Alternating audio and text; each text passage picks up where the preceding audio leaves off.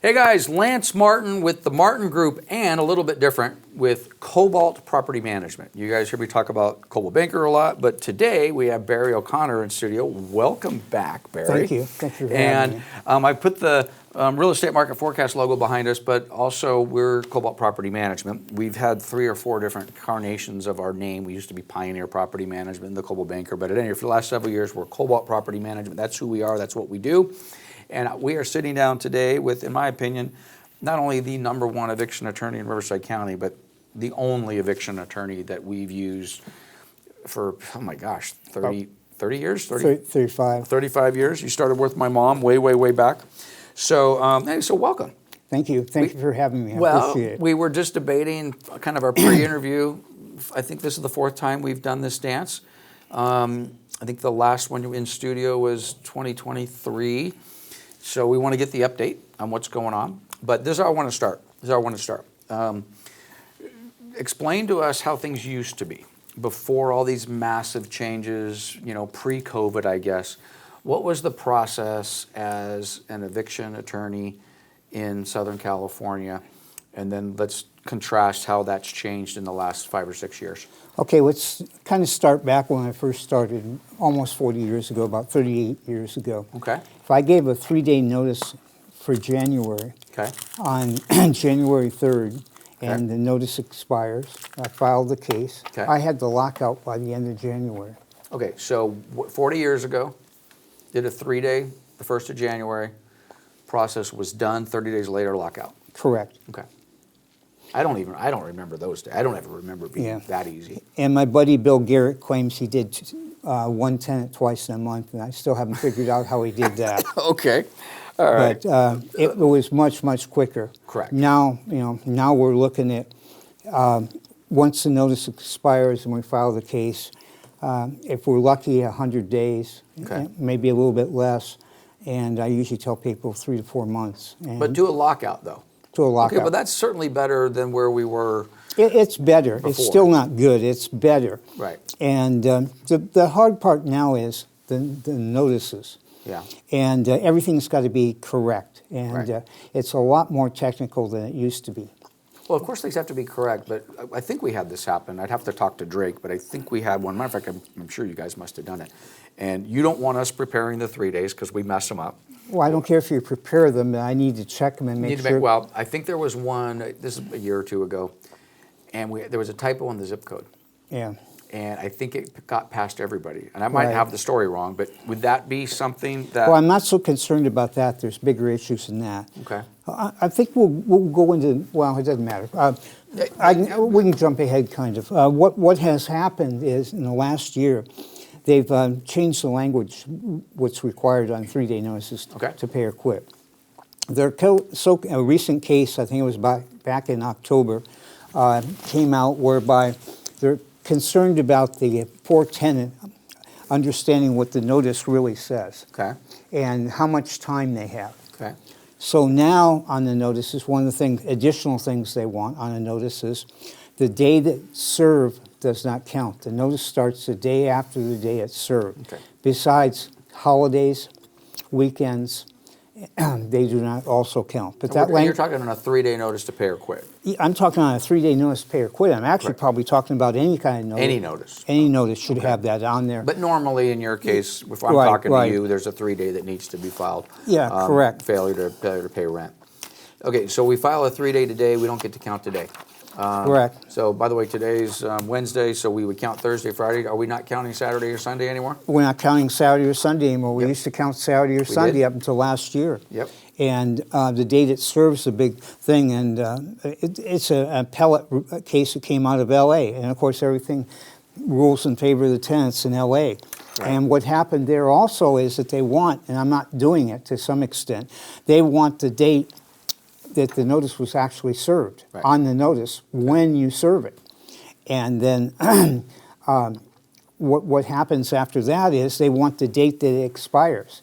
Kind of, that's some people's opinion, but I'm not putting the date that expires. I'm letting the tenants figure that out, because what the exact language of the case was, 3-day notices for monetary breaches must now include language understandable to an ordinary tenant and must clearly allow the tenant to calculate the deadline to comply. And so, I'm not going to put the date it says Right. when it expires because, it's questionable. You got the process server there serving the paperwork. I don't want him figuring it out. Right. And the dates, I've seen some notices come in. I think it might be a car phone that has a spot for that date. And it's wrong most of the time when I see it. Right. So we're just going and telling the process server, when you serve the Well- paperwork, put the date on the notice, the date that you served it. Well, just for clarity, as far as this audience is concerned, I mean, again, we're a property management company, so Right. our landlords, of course, are our clients, the owners of the property. I consider the tenants our clients as well. But let's face it, if we're talking to you, this is somewhat of an adversarial position. Right. The owner needs to get paid. They need to get their property back. They need to get possession. So generally speaking, the tenants are not necessarily on our good graces at that point in time. But the 3-day notice, it's one page. I mean, I don't know, is yours, how many pages are yours now? One page. Okay, it's one page. So we need to put the 3-day notice in a language that's understandable to, I don't know. I've been looking at 3-day notices for 35 years. They're written in English. They're pretty simple. They're pretty straightforward. Today's the day. This is what you owe. 3 days out. But so the worst case on this is that it's added, you got to have the dates right, but it's maybe added a couple extra. So 3-day notice could be a 5-day notice now, basically. Yeah, it's longer than that because you got time for mailing. Usually it's posted and mailing. You got another Right. 5 days. You look at 9 and 10 days on a 3-day notice to pay rent or quit. Okay. So again, my audience for you is, for the most part, investors and landlord clients. of Correct. ours. Okay. So we've posted a 3-day notice. We've done it properly. We're now on day 5 or 6 or 7 or whatever it happens to be. So what happens next? Well, then we file the process? unlawful detainer action. Okay, so the UD gets filed, the unlawful detainer, and what's the normal timeline now? That's where it starts what's bad. The courts do not do anything over the counter anymore. Right. You have to electronically file the case. Right. Then it gets sent back to you to be served. Yep. And then it goes into a stack, and it might be a month before you get it back, or 3 Right. weeks before you get it back. Right. Where you used to get it directly over the counter, just like when you got a writ issued, you got it directly over the counter. Yep. Nothing is done directly anymore. Right. It all has to be electronically filed, then returned back to you. Yeah. Well, And then, electronic's fine if it's, if you're filing electronically, it seems like there's a computer somewhere that can put a date on there and says, No, okay, here that's you not go. the problem. Well, okay, so what's the problem? problems clerks. Clerks like to practice law. They like to go through it. It sits on the clerk's desk. Right. They claim they don't have enough help. They claim they're understaffed, Right. and they got to go through everything that's filed, and then plus it's got to be entered into the computer system. Right. Whatever they do has to be entered. And they look for anything they think that they can reject it. And it's Yep. my opinion that a clerk shouldn't be rejecting anything. That should be up to a court to decide whether that was a proper. The clerk should not be rejecting anything. Correct. A commissioner or a judge or whoever it is should be making that. Correct. Okay. Fair enough. Okay, so you got this 30-day maybe window, and then what? Well, then after that, if you get a judgment either by trial or by default, then you got almost a month to get a writ issued by the clerk's office, because the same process again. Right. It's got to go to the electronically filed, then it's got to be returned to you, Right. and then after that it goes to the sheriff. But it could be a month that you. So in the old days, we get a judgment. We go to court. I used to go Yeah. stand shoulder to shoulder with you Yeah, back we in the go day. to 13800 Heacock in Yep. Moreno Valley. Yep. We get the judgment in the courtroom. We walk across the hall, get the writ issued, and I drive it to the marshal's office downtown. And in theory, we had a lockout 7 days later. Give or take. Correct. Right. But Correct. we would also know, okay, we're in court. We've got our judgment for possession and for money, in theory. And then a week later. Okay, so now we get a judgment, and we don't know when that, so there's no lockouts in 7 days anymore. Which, by the No. way, I know a lot of this, but I'm trying to Correct, I put something understand. here for the folks here. So you can't tell me when sheriff's gonna show up. No, I don't know until the sheriff gives us notice. They usually gives us notice maybe 5 days. They send us a notice in the mail when the lockout date's going to be. Yep. Maybe 5 days ahead or a week ahead of time. Yep. And it's going to be a week out, and then at that point in time, the lockout will occur. Right. And they don't tell the tenant the exact date to lockout. They usually tell them the day before, Right. hoping that they'll move out. Right. and there will be nobody there and nothing in the house when Well, and they then get of there. course, as a property manager, is, we'll call Barry's office up and say, hey, Barry, we were by the property and the tenant moved out. Can we take possession? And you say, No. no, don't do that. Just wait. We're like, no, I know they're out. I mean, I can't. No, Yeah. they didn't tell me. They didn't drop off keys. They didn't do any of that. But we don't want to do that because, 2 reasons. yeah, First reason is they can come back and say, hey, look, my grandmother's $1 million ring was was hidden behind the kitchen drawer. It's gone. right. And the other reason is that you want the restitution papers, Right. so if somebody gets into the house, you got proof that you have, the right to take possession. Yep. And then that leads up to the thing: if the house is going to be empty, you really should put up no trespassing signs and register it with the City of Moreno Well, we Valley, gotta do City it. of Riverside. We got to do it proper. I mean, Correct. you should, and I've had those conversations with you over the decades, and yeah, I've been on the other side. I'm like, oh my gosh, I know it's vacant, and my office, I say, should we take possession? I said, well, no, because if I call Barry one more time and say I want to do it, you're going to yell at me. I know better than those things, but you got to follow the rules. So there you have it. So now, a couple questions. Let me set it up, and then give me what you're experiencing. So, in January 2020, when what's the official name? Tenant Protection Act. Tenant Protection Act, what it really is, it's California Civil Code Section 1947.12 Okay. and California Civil Code Section 1946.2. Affectionately referred to as the Tenant Protection Act. Correct. Okay, so that kicks in January 2020. I mean, it's easy for me to remember Right. because COVID kicked in like 2 months after that, and Correct. we went through all that stuff. So, changed the rules dramatically, it extended the time frame, all that rest of that. And then, of course, we had all sorts of moratoriums. I can remember that's one of the times we met, when we were all those eviction moratoriums during COVID. Correct. But putting that aside, the percentage of evictions that we did during that period of time was actually fairly low, and had nothing to do with the Tenant Protection Act. It was fairly low because people were paying their rent. They had money given to them, they had money available to So pay the rent. Our experiences was it was fairly low. They were That's problem tenants is what we were getting Right. rid of, ones that were causing problems, Correct. destroying the property. correct, which you're always going to have a percentage of that. Right, and a small percentage, Okay, correct. so let's fast forward because I mean, this is what you do every day. I mean, we are a pretty significantly large property management company, but I don't know. I like to think we do a good job screening our tenants. So as a percentage of your overall business, are you busier now doing evictions than you were a year ago, or 2 years ago, or even 10 years ago? Well, compared to last year, we're about the same. I mean, 2024 and 2025 are about the same amount, but it's way, way down from what it used to be. Okay. Say 5 years ago or 10 years ago. Okay. And I'm not sure why that is. Well, but I'll give you my shot. Okay. It's funny, and evictions are one of those things, and it's not just evictions. It's because we only call you when we got a problem. Okay? Correct. But that doesn't. But we also track late payments. Okay, so it's the first of the month. What percentage of our tenants have already paid? Because we have tenants that, just like any human being, we have a certain percentage that pay early.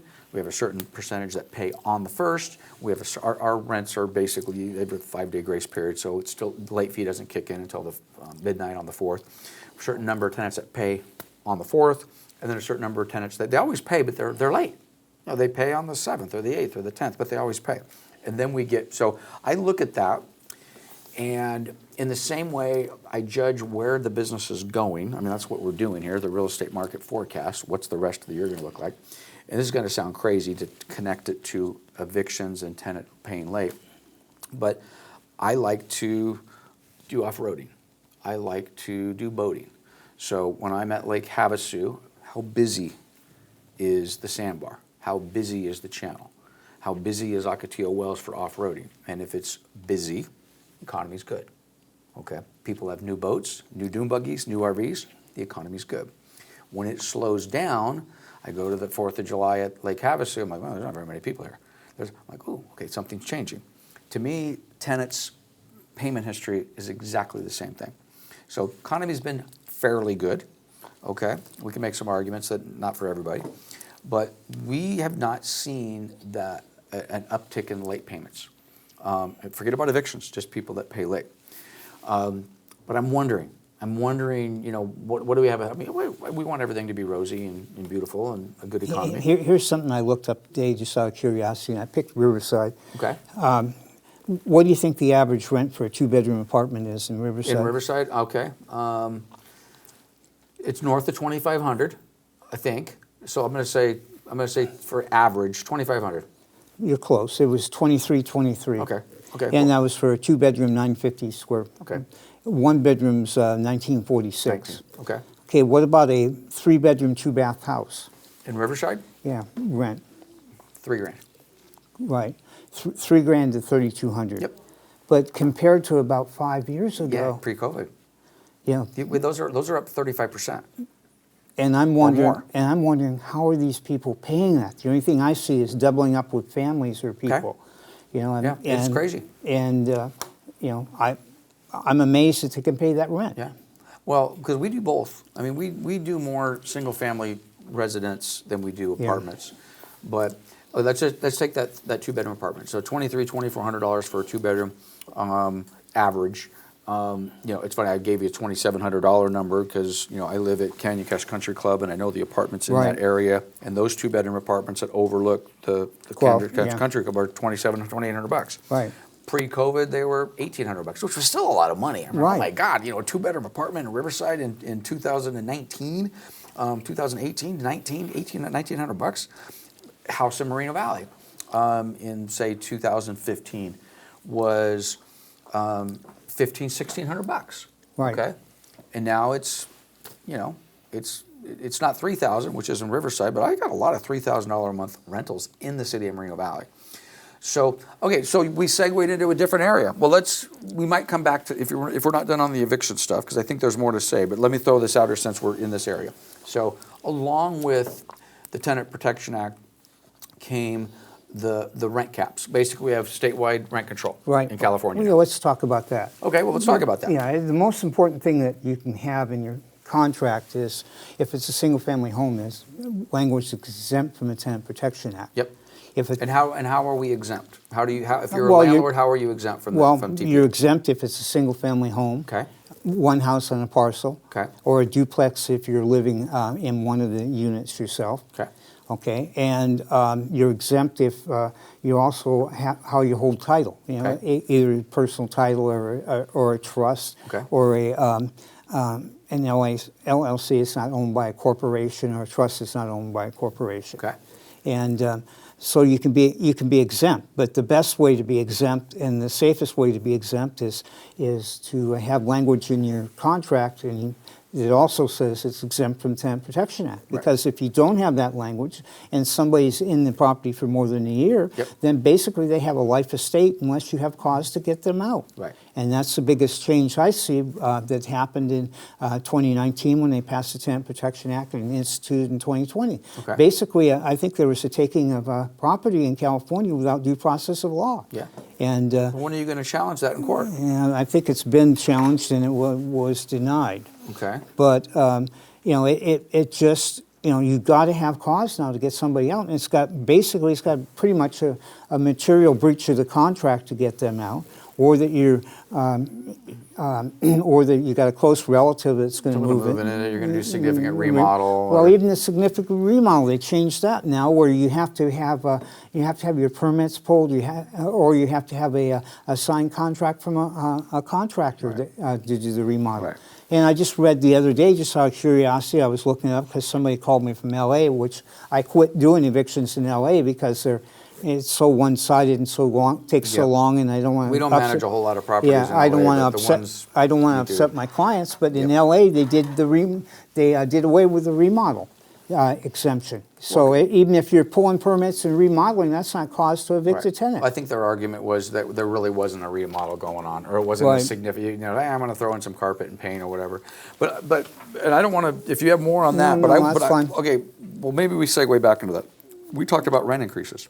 Okay, Right. so we went. Okay, I'm sorry. Well, yeah, no. So why is this two-bedroom apartment $2,400 in Riverside now that used to be $1,700 pre-TPA? Because the taxes, the cost to build everything. Okay. Look at those apartments that they're building there at the 91 Yep. 9160 interchange. The brand new ones they just put, well, Orangewood or whatever yeah. they're called. Yep. You know, I'm sure that those are going to rent for $3,000 a month in Okay. there, and the ones on Market Street and on University Avenue, that Yep.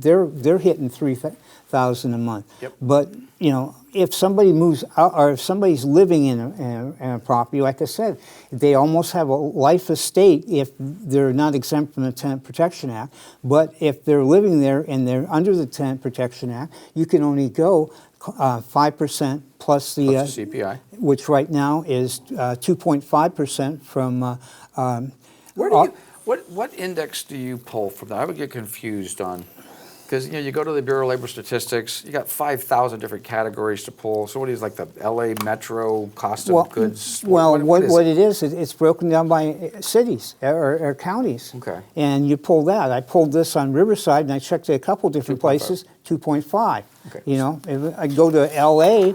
You know, LA is, you know, even you don't even get the 5%. You get less than the 5%. Yep. And and the same with the percentage, it's less. Los Angeles. Well, while you're looking that up, so the basic rule in California, with different pockets for LA, but you know, for most of our businesses, inland, Southern California, Inland Empire, Riverside, you know, let's draw, you know, 25-mile radius around the city of Riverside. So 5%, we're talking rent increases, okay? Correct. So I want to raise my tenant's rent. 5% plus the CPI in the designated area, but not to exceed a total of 10%. So this example, 5 plus 2.5, so you could do a 7.5% rent increase. You know, a few years ago, the CPI, you know, we had higher inflations. If the CPI was 6, well, 5 plus 6 is 11. Well, you can't do 11. The max you could do is 10. Correct. So, but I want to bring that back to why rents are so high. Because pre-COVID, pre-Tenant Protection Act, we manage a lot of houses. And we have landlords that they have a great tenant. They're very nice people. Oh, my tenant just had a baby, or, you know, they sent me a card that, you know, Joe's having a hard time with his job, whatever it is. So it would come time to raise the rent. And we're like, oh, you know what? We're gonna let them slide this month, or we're gonna let them slide this year. Nice tenant. I have landlords all the time that would do that. They're great tenants. And now, if I have which by the way, the landlords they don't do that anymore.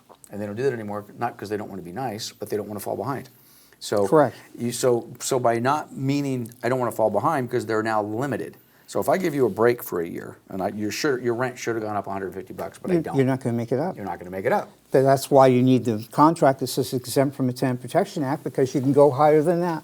You know, and I've done that with numerous people that you know, they've been in there a long time. I said, well, you want to raise the rent and stuff, you really can't do it now, but I suggest you try to get tenants to sign a new rental agreement with you. Yep, right. And this property should be exempt from the Tenant Protection Yep. Act. You didn't serve the notice you But- should have back in 2022. But going back to what you're saying, let me do my little story. Okay. My little story was Sunday, I went and looked at some houses in between Redlands and Loma Linda, right on the border. Okay. And on a street called New Jersey. Yep. And they're actually kind of almost behind Taylor's Bar, if you know what that Yep. is. or not. I've had an office in Redlands for 20 Okay, years. I'm okay. familiar with the area. Okay, so brand new, 1,250 square foot house. Okay. House. House. Okay. On a free lot. Yep. How much do you think that was for sale for? Oh my gosh, I should know. I'm going to say 800 grand. What? 1,079,000, and that was the smallest model. And the other models, they didn't know what. Are they selling any of these? I don't know, but Yeah. I got to go back, tie into the point. But they didn't even know the price yet, what they were going to do on the larger sizes yet. Right. But the prices of homes have gone up so much that the ratio between what the rents are Yeah. and the value of the homes, that's what's driven the price of everything up. And the same thing on apartment buildings. It's because the prices have gone up. Yeah. Inflation on the cost of building. Cost to build. And, you know, inflation for hookups, for sewer, water, you know, It's permits, expensive. everything's Employment, expensive. Labor, labor. Everything's labor. gone up. So, Yep. so if property goes up in value, the rent's got to follow, or it doesn't make sense. True. But I'm going to tell me if you agree with this or not. So you talked about, hey, I have a property that's exempt. Okay, fine. My property is exempt. I can do different things. But there's a lot of, I mean, let's face it, I believe a lot of these rent increases have been driven by, I mean, the construction of multifamily apartment buildings has exploded, right? Correct. Exploded. Correct. Well, none of those are going to be exempt. Those are all big corporate for Correct. the most part. Okay, so they're not exempt. And so you've got these apartments where every single year, right on the money, they're going to comply with the TPA, and you're going to get that 5% plus whatever that CPI is, and that rent's just going to jump. So again, average apartment two-bedroom apartment in Riverside, let's just say it was $1,600 pre-COVID. What's your number? 2,350, 2,400? 2,300, I Okay, think. $2,300. I believe that's almost all driven by TPA. And I think it's almost all driven by the fact that now these entities, they're forced. And it's almost like they can almost say, per civil code section such and such, your rent is being increased. It's almost like the law says Right. you're going to get a 7.5% rent increase now. Right. So if you've got all these apartments that are now won't go from $1,700 to $2,300, well, now I own a house. I got a single family rental. Okay, well, heck. My two-bedroom or three-bedroom house, if that apartment's renting for $23,000, I can get $3,000 for it. Correct. We've taken the rents and just exploded them, and I believe a big part of it is because of TPA. It's unintended consequences Correct. by the legislature, like they always do. Correct. You Correct. know. And another small example, but let me go through some of these. They came out with some habitability issues, but I always had that in my rentals, and you probably did too. Now a refrigerator is mandatory. Yeah, isn't that fun? Yeah, you have to have a refrigerator. And I always like to have a refrigerator because I didn't want the tenants dragging it across the floor, ripping the vinyl when I had vinyl, Yep. banging up the doorways and Yep. everything else. So Yeah. I always had refrigerators. But you can exempt that if they already have one or they want to use theirs, and it's got to be in writing. But if they change, Yeah, but it's a pain in if the they ass. change their mind, then you got to replace it in 30 days. But it's the same thing with a stove. But I'm sure most places always had stoves. Well, just from my perspective, most of what we have are single-family residential, Correct. single-family units. Up until now, 100% of our houses have stove. I mean, if there's Right. not a stove there, hey, Barry, you got to put a stove in there. But you got to have a decent refrigerator. How much does that cost? Well, but prior to this, no, the tenants, it was kind of expected. Right. Tenants rented a house, they have Correct. their own refrigerator. Now, you're right about, dragging it across the vinyl or whatever it happens to be, but we never had stoves, never had refrigerators. Even to the point where I might tell a landlord, occasionally landlords, hey, I want to leave my refrigerator, I want to leave my washer and dryer. Correct. And I'd say, no, I don't say that anymore. I say, no, I'm going to get, well, why? Because I got to that's get gonna- rid of it. Well, I got to be responsible now you got for to be it. responsible for it. And the same thing with the washer and dryer. I'm wondering if that's going to be next. They tried that. Okay. They were going to do it, and that got voted down, and the It's refrigerator went next. through. Right. Refrigerator now, washer and dryer Next. year, or whatever Right. year after that. But I have hundreds of rentals that we currently manage that I'm preparing my landlords, hey, get the budget, prepare. What's a semi-decent refrigerator today? $6,000 to $1,000 Yeah, at well, least. that's for like a crappy little one. Right, What a right. semi-decent one. it's 1,600. Easy. I just bought one for my little house down in the desert. I think I paid $2,000 for anyway. So there you have it. So what's the next? What's being proposed legislatively right now that we need to prepare ourselves? Well, Anything notices, fun? yeah, service of notices. Okay. And beginning in 2027, what they're going to make us do on the service of notices is they're going to make us take pictures of the person that you served, Okay. have a time, date stamp of the picture, and have a GPS printout. And if you can't do that, then you're going to have to explain it when you file your case why you couldn't do it. Because that person's going to be so willing to have their photograph taken. Right. What you need to give like one of these, like a selfie. I'm here's your notice, and I'm taking your picture. That almost seems dangerous. Yeah, I think so too. Again, unintended consequences. Yeah. Now, is that being proposed, or is that actually passed? But it's No, going it's, to kick in. it's Assembly Bill 747, Okay, so- January 2027. But it's passed. It's signed into law. Yes. Okay, I missed that one. Okay. Yeah, so I guess detailed information show that termination notice was properly served, including date, time, and location of service of the notice. Awesome. Well, the process servers are going to love this. So what's that going to do to the cost of a processor? Because Well, it'll probably double. yeah. And then the other thing is the unlawful detainers.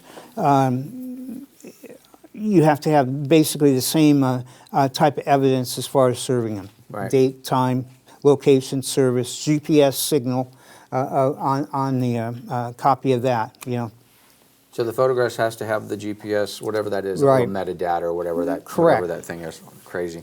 You know, so what's the unintended consequences of that? The price of evictions going up. Who ends up paying for that? Landlord. Landlord's going to pay for all that. But yeah, you got to figure the process serving is going to be more expensive. I don't know if you want to talk about your fees, but I know you used to be a decade ago. I think it was $750, $800 for uncontested or wherever Well, it was. But you're now what? What are your? I think it's $11.95. Okay, so- but the majority of the fee is the in that covers it covers the filing fee, Right. covers the writ fee, Yep. covers the sheriff's fee, and it covers a posting order, Right. and it covers the paying for the electronic filing that we have to do. So all the court costs went up. Basically, our net profit on the UDs hasn't gone up at all. Yeah. Well, I can remember going wherever you were, and I've never complained. I think I remember at one time they were like $225 or $199 For what? to do an eviction. Well, And I think that the sheriff fee was like $20 and the Right. writ fee was like $7. well, when I talk to my landlords, and thank God we don't process a whole lot of UDs, but when I do, back in the day, it was like, oh, no, it's only $700-800. I'm like, and if it's contested, it's going to cost you a couple more $100. But it's money well spent. That's not the bad part. Okay, what's the bad part? The bad part is you got your rent on that damn house now at $3,000. Right. It's going to be 5 months for the eviction, probably 1 month for the week. So that's 6 times 3,000. That's the $18,000 that Right. you're going to lose in rent. Right. That's the bad Well, part, just the time and difference. that's what the unintended consequences are that the legislature did. Basically, they're making the housing market even smaller. Yeah. Who wants to be a landlord? How many landlords do you have sold off houses in the last couple of years? a few, but honestly, our property management business is growing. But it's in probably new people. It is, but I think what's happened is, in a strange way, all of this pandemonium that you're talking about, and we're kind of complaining about the process. Yeah. It's actually good for my business. Okay, it's good for my Right. business because now I have maybe self-managed landlords. Yeah, I do that all the time. Send them And beer. now they're self-managed, and now they're making mistakes, and they just realize, oh my God, I'm like, well, hey, I know you've been managing your own property for 25 years, and you've done a pretty good job, but you better be careful. So we get a lot of people coming to us right now just to navigate the process in the same way that you navigate the eviction process for Right. us. You know, I tried to do an eviction without you like 20 years ago. How'd it go? You ever heard this story? Maybe. Okay, we're gonna put this on the video, and this will be the comedy part of it. I remember thinking you had been doing this stuff with us forever, and I'm thinking I never really did a lot of the property management. My mom was always doing the property Right. management. I said, hey, you know what, heck, we can do this. We don't need Barry. What do we need Barry for? I know how to do all this stuff. So we do the whole thing. I roll in there. I can't remember the name of the commissioner because they were always the same guys. Right. The clerk was Mary and the commissioner was Joe. I don't remember what it was. But they knew me, and they sure as hell knew you. But I roll in there thank God you weren't there. So I roll in there one day, and they call, I think at that time it was, Pioneer Property Management versus Mrs. Smith. Yeah. So I roll up there, and again, the clerk knew me, and the commissioner knew me. And they're like, oh, Miss Martin, how are you today? And I'm like, okay. He says, where's Mr. O'Connor? And I'm like, I don't even remember what I said. I said, no, I'm going to be doing this one today. And the commissioner looked at me, got a little smirk on his face, and said, No, you're not. I didn't realize that you had passed the bar. And I went, excuse me? And I got educated in front of God and everybody. It was like, you can't represent your landlord as not being an attorney. And I was like, oh shit, okay? Turned around, and by you know what that meant. Now, this was not when it took 6 months, but Right. I just burned a month and a half, 2 months. Yeah. And I went back with my tail between my legs. I called my landlord, and I said, I'm really, really sorry, but I'm going to be paying your rent for the last 2 months because I screwed up. And I told him exactly what I did. That's one thing about me. I make mistakes all the time, and I'm pretty good about owning up to them. But I'm pretty sure I called you, I must have called you and told you that. I said, Barry, you're not going to believe what I just did. But yeah, so anyway, so bottom line is you got to hire a professional, which is why honestly, I don't know. We just did an eviction in El Centro. And we used, I can't remember, there was some big gigantic firm all over the place. Chemotherapy. Yeah. But at any rate, so all right. So what else is so any other new things going on? And that bill passed, slipped by me. I think I use the California Association of Realtors to help me with these things, but they're not the best source necessarily for landlord-tenant. I want to say one thing that I learned recently that I wish I would have done a long, long time ago. It's real cheap to do. Yep. And that is, I bought a gas detector, smell. Get natural gas. Natural Okay. gas. I never had one for my rentals and stuff. Okay. We've used it in the last 3 months on 4 properties, Okay. And then say, well, I smell gas, and you walk in, I don't smell anything. Right. Take the gas detector, sure enough, go over the furnace, it shows gas. Oh. So you call out your AC guy, Right. heating and AC guy. And, and sometimes it's just a connection on the hot water heater or whatever. Yeah. But, that was one lesson that I've learned about habitability, because the big thing that they're pressing now is that come 2027 is you're going to have air conditioning. Yeah. Yeah. Well, and- for and- most of our stuff we have it, but if I have a rental down at the Yeah. beach, or I grew up in Lakewood, we didn't have Right. air conditioning.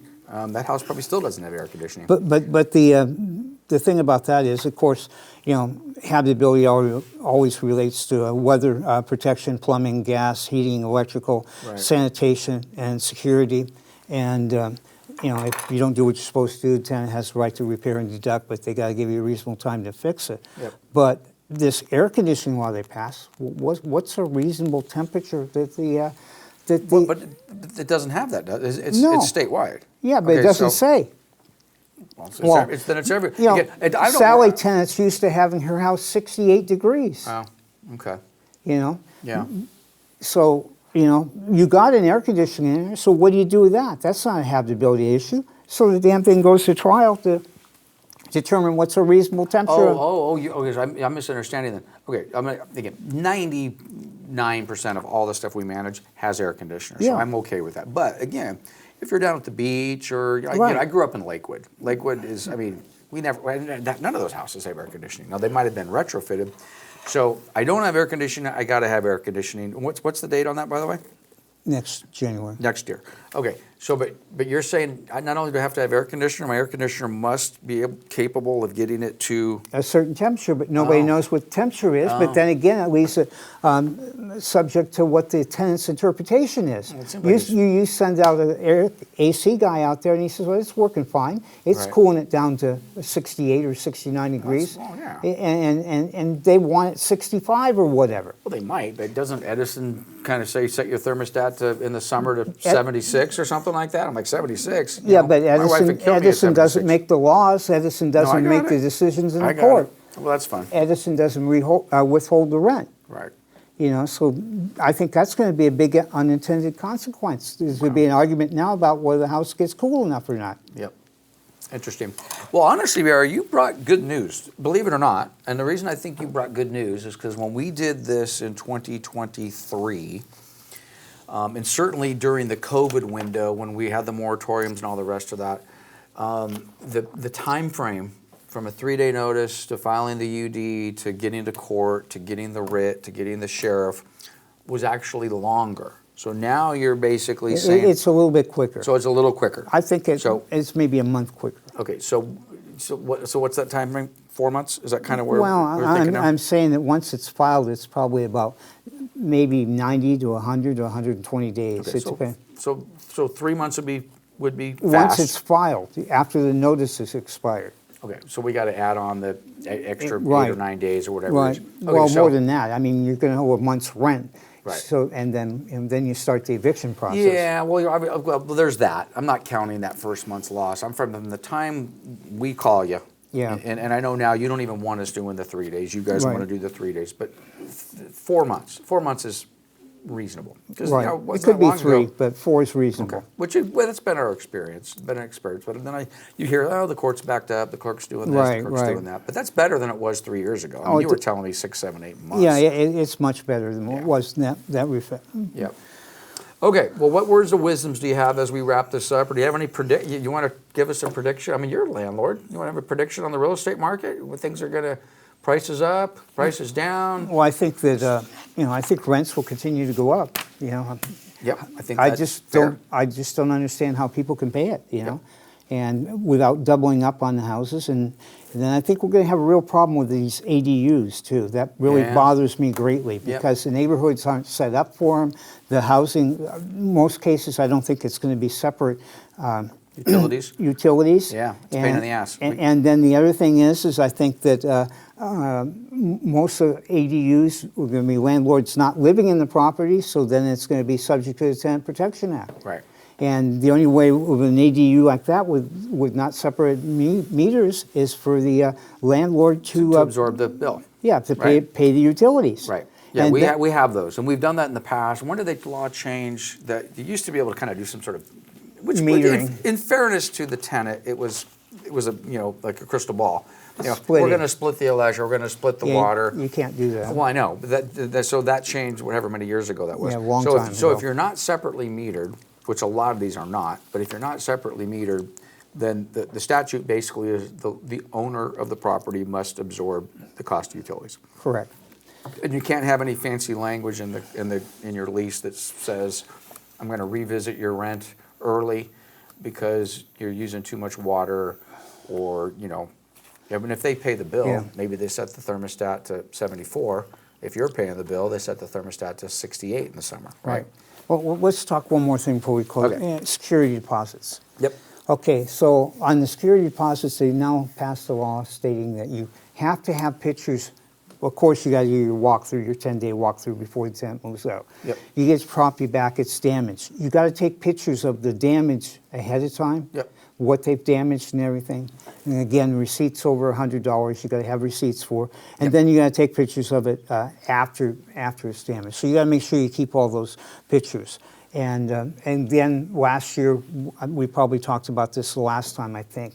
I'm not positive. Is security deposit now can only be 1 month's rent. Yep. Not 1 month's in a dog deposit. Or cleaning deposit or anything else. We did It's cleaning ju- deposits forever. Right, so it's just a straight security deposit for 1 month. And, 1 month. and that hurts the landlords too. What about pet rent? Because we charge pet rent now. Is that going to go away, or I you don't got know. a dog, we're going to charge you $50 a month for your pet? I think that's an issue, Yeah. I think it's an issue. I think it's rent's rent, Yeah. And you got the problem with the Tenant Protection Act then too. If somebody gets a dog, can you really raise the rent? And because they got a dog now, because it's going to be above the. Well, prior to that, we would do our normal security. We used to do 2 months, and then our inland Moreno Valley, inland Empire area, 2 months was tough. So then we lowered our security deposit to 1.5 months. Yeah. Okay, and then quite honestly, recently, well, not recent, probably 4 or 5 years ago, we actually did lower the security deposit to meet what the law was before the law. So our security deposit was equal to 1 month's rent. But during all of that time, we always had a cleaning deposit, so it was a security deposit plus, and we always had pet deposit. It was $250 per pet. So, our even when we lowered the deposit to 1 month's rent, our cleaning deposit was $500, and our pet deposit was $250 per pet. So now you can't do that anymore. So you got a $3,000 a month rental, you got a $3,000 a month security deposit. That's it. Okay, one Right. more thing on the security deposits. Okay. And this was passed. The landlord shall not require the tenant to pay for professional carpet cleaning or other professional cleaning services unless reasonably necessary to return the premises to the condition it was at the exception of the tenancy, exclusive of ordinary wear and tear. Well, I deem it reasonably necessary. Do I get to make that decision? I don't know, but it's ordinary wear and tear. It's going to be some dirt. Yeah, of course. But you Yeah. just can't go in and automatically say that now that you're going to have it professionally Yeah. cleaned and it's going to cost you this much money. So our current lease that says that, we probably need to take a look at that. Yeah. Yeah, maybe. I don't know. I will tell you though, getting back to, again, this is a commercial for Cobalt Property Management. All of that stuff that you talked about, we do. I mean, like the photographs and we've Correct. been doing that forever. But again, if you're a self-managed property, I got a couple rentals, I do it myself, I don't need a manager. Those are the type of things. Quite honestly, it's good for my business. It's Correct, good. and- It's good for my business because you make one misstep, and it can be very, very expensive. And that's why I do a couple times a week. I'm looking at what these landlords do, and I just tell them, you have no business being a landlord. You you need to turn it over to a professional because it's Yep. so sophisticated compared to what it was, so technical compared Yep. to what it was. You know, if I didn't do this every day, I'd be scared to death Yeah. of what's going on Yeah. and what law you can break and how you can get yourself in trouble and stuff. Yeah, well, I thank God every day, you know, in my other market forecast stuff, and matter of fact, we got Nick Manfredi in the studio. We're going to be shooting a video with him in a minute, and we talk more about like the real estate side, and you know, I own and operate a real estate company in addition to the property management company for the last 38 years, and there's a lot of challenges owning a real estate brokerage. I mean, the business is broken. I love our property management business. You know, landlord tenants can be difficult. You know, my joke is every gray hair I have on my head is from the property management department. But it's a necessary service, and our property management business is awesome. I love our property management. We do a good job. We've got great staff, and we have great partners with you on the eviction side, and whoever it may be. But anyway, well, we did it again, Barry. I think this is number 5. Okay. So we need to get you in there at least once a year because things. I mean, my God. I mean, who knows what's going to be coming down the And pipe. we missed some, so that's Of course fine. we did. All right, well, thank you once again. Thank you. And our market forecast is March 11th. Today we're today's February 24th, 25th. We're going to get Barry's video posted, but this will post before our market forecast on March 11th.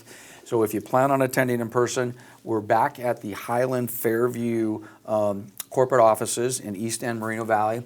The venue only holds about 125 people, so if you're going to go get your ticket early, we're not going to have these gigantic Fox Theater venues that we can hold 800 people anymore.